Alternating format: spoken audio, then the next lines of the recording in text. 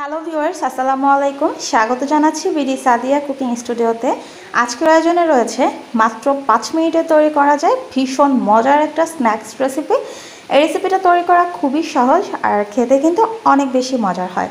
আপনারা ঝটপট বিকেলের নাশতায় তৈরি করতে পারেন। তাহলে চলুন দেখে নিচ্ছি কিভাবে এটা তৈরি করতে হয়।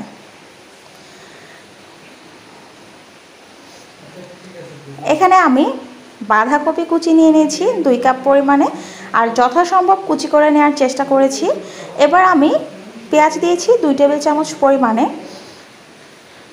রসুন দিয়ে দিচ্ছি 1 টেবিল চামচ পরিমাণে, আর কাঁচামরিচ দিয়ে দিচ্ছি 1 চামচ পরিমাণে। কাঁচামরিচটা নিজেদের ঝালের টেস্ট অনুযায়ী বাড়িয়ে কমিয়ে নিতে পারেন। ধনেপাতা কুচি দিয়ে দিচ্ছি 1 টেবিল চামচ পরিমাণে। ধনেপাতা দিলে কিন্তু খুব সুন্দর একটা ফ্লেভার আসে। বেসন দিচ্ছি 1/2 কাপ পরিমাণে।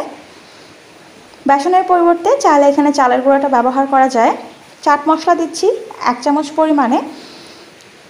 লাল মরিচের গুঁড়ো দিয়ে দিচ্ছি 1/2 চামচ পরিমাণে, যেহেতু আমি কাঁচা মরিচও ব্যবহার করেছি। এবার আমি জিরার গুঁড়ো দিচ্ছি 1/2 চামচ পরিমাণে।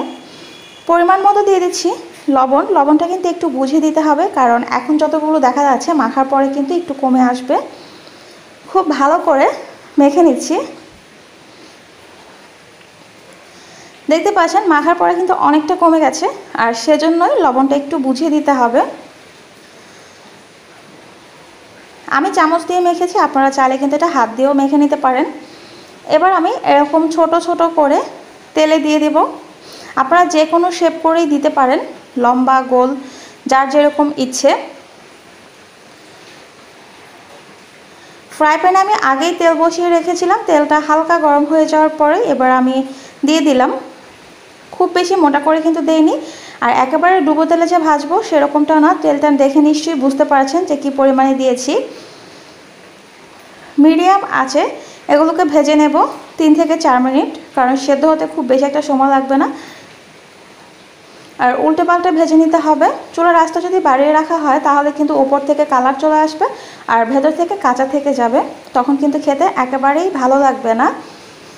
সেজন্য মিডিয়াম আছে ভেজে নিতে হবে।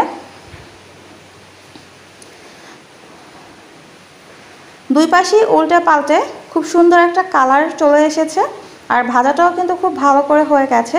এবার আমি তেল ছেঁকে তুলে নিচ্ছি। এর থেকে বেশিক্ষণ রাখলে কিন্তু পুড়ে যাবে, আর তখন খেতে একেবারেই ভালো লাগবে না। তৈরি হয়ে গেছে ভীষণ মজার ইজি স্ন্যাক্স। আশা করছি আমার রেসিপিটা আপনাদের ভালো লেগেছে। রেসিপি ভালো লাগলে লাইক কমেন্ট করতে ভুলে যাবেন না। আর এত সহজ একটা রেসিপি ফ্রেন্ড অ্যান্ড ফ্যামিলির সাথে চাইলেই শেয়ার করতে পারেন। আজকে এই পর্যন্তই। সবাই ভালো থাকবেন, সুস্থ থাকবেন। আল্লাহ হাফেজ।